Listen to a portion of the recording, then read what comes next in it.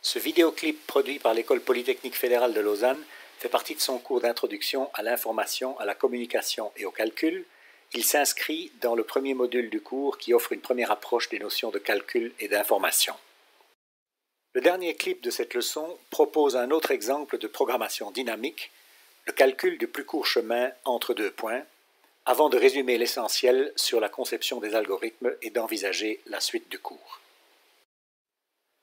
À titre d'exemple, imaginons devoir calculer le trajet le plus rapide entre toutes les paires de gares du réseau des chemins de fer fédéraux suisses, les CFF.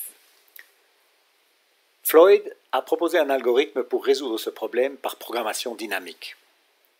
Son principe de base est que le plus court chemin entre deux gares, dans le cas présent nous imaginerons Lausanne, gare I, et Zurich, gare J, est le minimum entre, d'une part, le chemin le plus court qu'on aurait pu découvrir par un calcul antérieur, nous l'appellerons ici dk-1 de ij, chemin le plus court entre I et J au terme de la k-1e itération du calcul, dont on imagine ici qu'il aurait été calculé pour aller de Lausanne à Zurich, par exemple via Neuchâtel, et un chemin potentiellement plus court qu'on pourrait découvrir en passant par une autre ville intermédiaire K, Berne dans l'exemple présent, via laquelle on n'a jusqu'ici pas encore essayé de calculer le chemin.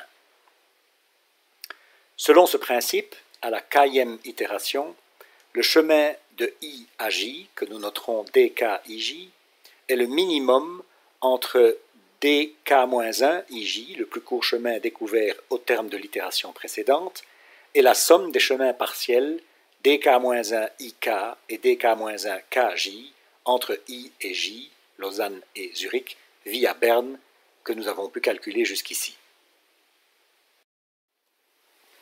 En faisant l'hypothèse que le réseau des CFF comporte n gares, l'algorithme complet serait donc le suivant.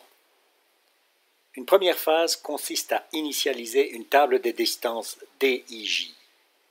Pour chacune des n gares, à chacune des autres n gares, on initialise la table en indiquant 0 comme distance entre une gare et elle-même, les valeurs données par les horaires des connexions CFF pour les gares IJ directement connectées, et l'infini entre les gares pas directement reliées entre elles. Ensuite vient la phase de calcul des plus courts chemins indirects. On imagine passer successivement, pour chacune des n gares, en route entre la IM gare et la JM gare. Ce faisant, on ajuste donc DIJ à la valeur minimale entre sa dernière valeur calculée, DIJ, et la somme des dernières valeurs calculées des chemins partiels DIK et DKJ passant par la gare K. Si on prend du recul et on se demande alors combien d'étapes un tel calcul requiert, on voit aisément que les trois boucles imbriquées de n étapes chacune impliquent un coût total de l'ordre de n cube. On peut visualiser l'évolution du calcul de l'algorithme de Floyd dans le cas particulier du chemin Lausanne-Zurich. Durant la phase d'initialisation, l'algorithme remplit une table n fois n des distances entre les n villes du réseau directement connectées selon les tables des CFF, n étant égal à 4 dans notre exemple simplifié. La diagonale de cette table est nulle vu que le chemin de chaque ville à elle-même est évidemment de longueur nulle. Par contre, les chemins Lausanne-Zurich et inverse sont infinis, vu qu'il n'y a a priori pas de connexion CFF directe entre ces villes. Cette table reste inchangée à l'étape k égale 1, puisque, de toute évidence, aucun chemin passant par la ville k égale 1 Lausanne n'est plus court que les chemins directement renseignés par les CFF. Par contre, à l'étape k égale 2 Neuchâtel, le calcul révèle immédiatement que la somme des chemins Lausanne-Neuchâtel et Neuchâtel-Zurich et leurs inverses prennent évidemment moins de temps que le chemin Lausanne-Zurich ou retour, qui était jusqu'ici inconnu et donc de durée infinie. Le résultat aurait été similaire si K2 avait été via Bâle. À l'étape suivante, K3, via Berne, le calcul révèle une fois de plus que la somme des chemins Lausanne-Berne et Berne-Zurich et leurs inverses prennent encore moins de temps que le chemin qui passait par k égale 1, Neuchâtel. La table est donc mise à jour en conséquence.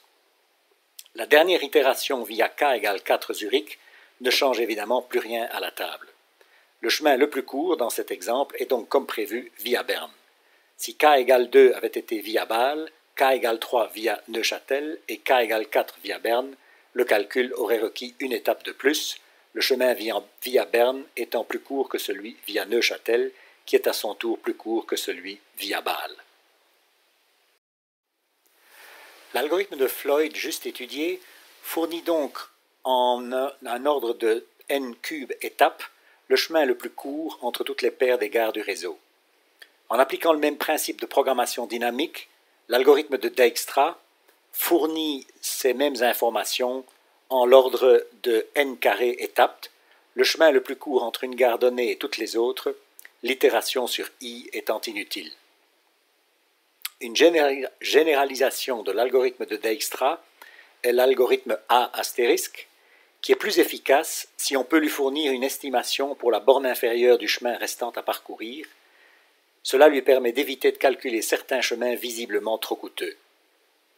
En appliquant toujours le même principe de programmation dynamique, l'algorithme de Viterbi répond à ce problème en un ordre de n étapes, le chemin le plus court entre deux gares données, les itérations sur i et j étant dans ce cas spécifique inutiles. En pratique, il existe plein d'autres algorithmes permettant diverses optimisations selon les conditions spécifiques telles que par exemple des réseaux orientés ou non, des réseaux avec ou sans cycle, ou des coûts de chemin positifs ou quelconques en distance, en temps, en prix ou en toute autre mesure. Pour résumer les enseignements de cette leçon, il existe une multitude de problèmes qui tombent le plus souvent dans l'une des grandes catégories telles que recherche, tri, calcul du plus court chemin, etc. La conception d'une méthode permettant de résoudre systématiquement un problème quelconque consiste à choisir non seulement un algorithme ad hoc, mais aussi des structures de données appropriées. D'un point de vue formel, cela exige la définition de structures de données abstraites, ce qui sera le sujet de la 4e leçon de ce premier module de cours, ainsi que d'algorithmes qui doivent être non seulement corrects, mais encore efficaces. Le choix de bons algorithmes et de bonnes structures de données pour un problème spécifique n'est pas une tâche triviale. Il n'y a pas de recette miracle, mais il existe à cette fin des grandes familles de stratégies de résolution. Une des grandes familles consiste à décomposer un problème en des instances plus simples de lui-même. Les algorithmes récursifs sont des archétypes de ce genre de stratégie. Une autre classe de stratégie importante, la programmation dynamique, consiste à regrouper et conserver les résultats de problèmes simples rencontrés en cours de calcul pour éviter de devoir les recalculer plusieurs fois lors de la résolution de problèmes plus compliqués. À ce stade, nous sommes à même d'aborder la 3e leçon du premier module de ce cours, qui va tenter de tirer une ligne de démarcation plus ou moins claire entre les problèmes pour lesquels des solutions sont calculables et des problèmes qui semblent jusqu'ici insolubles de façon algorithmique. De là, nous enchaînerons sur la 4e et dernière leçon du premier cours de ce module, qui va porter sur la façon de représenter l'information et de structurer les données à traiter et les résultats du traitement.